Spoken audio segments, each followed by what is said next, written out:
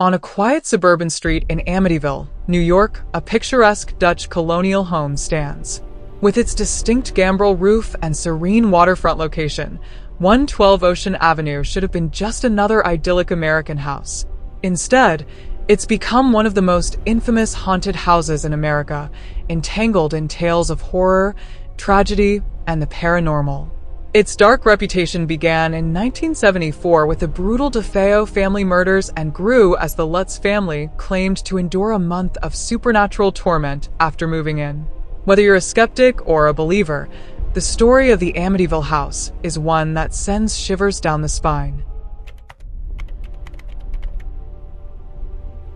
In the early hours of November 13, 1974, the peaceful town of Amityville was shattered.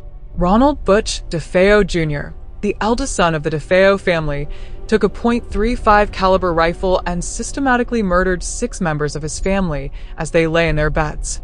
The victims included his parents, Ronald DeFeo Sr. and Louise, as well as his younger siblings, Dawn, Allison, Mark, and John Matthew, who ranged in age from 9 to 18.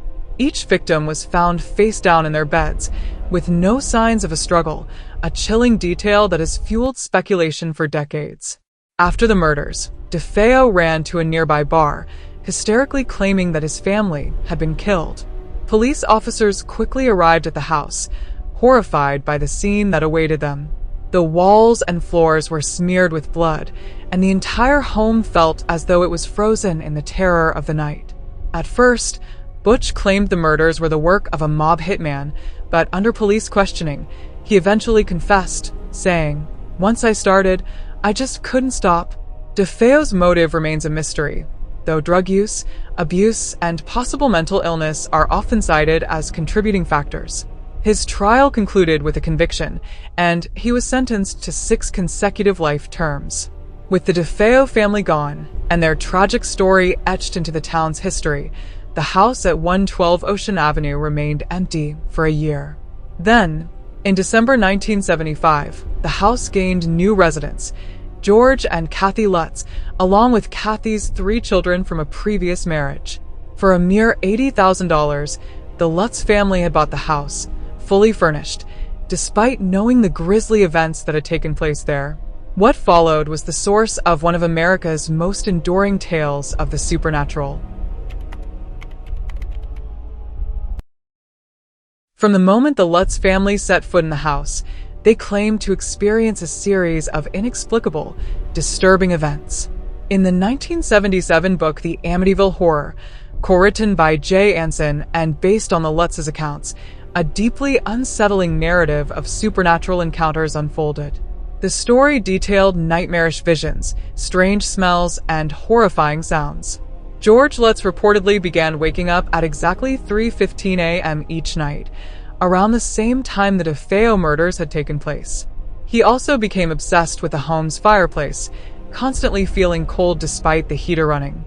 He would wake up in a trance, often standing by the window and staring out toward the boathouse.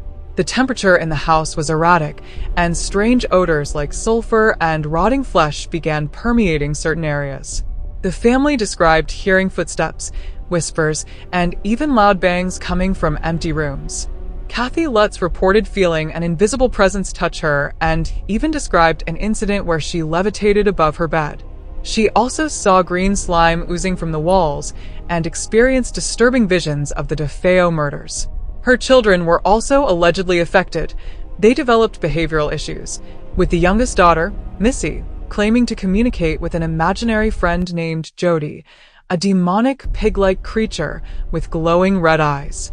One of the most unsettling accounts involved a room in the basement that was not on the house's official blueprints. The Lutzes called it the Red Room due to its distinct color. George claimed that their dog, Harry, refused to go near it, and they believed it to be a gateway or portal to some malevolent force within the house. As the days went on, the activity in the house grew more violent. The final night in the house was particularly harrowing. George and Kathy claimed to witness furniture moving by itself, doors slamming, and strange animalistic noises reverberating throughout the home. They decided to flee in the middle of the night, leaving most of their possessions behind, never to return.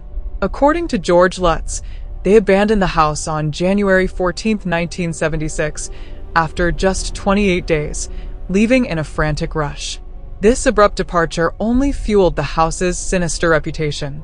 The Lutzes were adamant about their experiences, later participating in a series of media appearances and, ultimately, publishing their story, solidifying 112 Ocean Avenue's place in paranormal lore.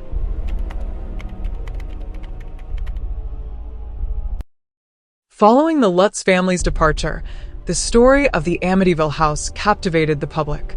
Paranormal investigators Ed and Lorraine Warren, well known for their work on other famous cases, were called in to examine the property. During their investigation, they claimed to encounter a malevolent force and documented what they believed was evidence of supernatural activity, including a photograph of a demonic boy with glowing eyes. The Warren investigation added credibility to the haunting claims, particularly among believers in the paranormal. However, the case also attracted significant skepticism, and many people began questioning the validity of the Lutz's story. Journalists and critics examined the Lutz's claims and found inconsistencies. The absence of physical evidence, paired with the family's willingness to profit from book and film adaptations, led some to believe that the entire haunting was an elaborate hoax. William Weber, the attorney who initially represented Ronald DeFeo Jr., publicly stated that he and the Lutzes had fabricated the haunting story together. According to Weber, he and the Lutzes planned to profit from the house's reputation, with Weber claiming that the Lutzes embellished their accounts for dramatic effect. Despite these accusations, George and Kathy Lutz consistently maintained the truth of their experiences until their deaths. Even their children, who have grown up and told their stories, have confirmed that strange occurrences took place in the house. While the Lutzes did acknowledge they might have sensationalized certain details under pressure, they held firmly to the core of their story. In their view, something truly evil lurked within the Amityville house. The Amityville haunting has since become a mainstay in American horror, sparking an extensive franchise that includes books, documentaries, and movies. The most well-known adaptation, the Amityville horror film released in 1979, brought the story to a global audience and cemented the house's reputation as one of the most haunted places in the world. But as years passed, investigations into the case became more detailed, leading some researchers to uncover factual inconsistencies. For example, the famous photograph of the demonic boy has been debunked by skeptics, who believe it was merely a shadow or a photographic anomaly. Police records also revealed that no strange odors or physical phenomena were reported when officers responded to the Lutz's calls for help during their time in the house. Current owners of the property, as well as previous tenants since the Lutzes, have reported no supernatural occurrences. This further supports the skeptic view that the Amityville haunting may have been a fabrication. The Amityville haunting has since become a mainstay in American horror, sparking an extensive franchise that includes books, documentaries, and movies. The most well-known adaptation, the Amityville horror film released in 1979, brought the story to a global audience and cemented the house's reputation as one of the most haunted places in the world. But as years passed, investigations into the case became more detailed, leading some researchers to uncover factual inconsistencies. For example, the famous photograph of the demonic boy has been debunked by skeptics, who believe it was merely a shadow or a photographic anomaly. Police records also revealed that no strange odors or physical phenomena were reported when officers responded to the Lutz's calls for help during their time in the house. Current owners of the property, as well as previous tenants since the Lutzes, have reported no supernatural occurrences. This further supports the skeptic view that the Amityville haunting may have been a fabrication.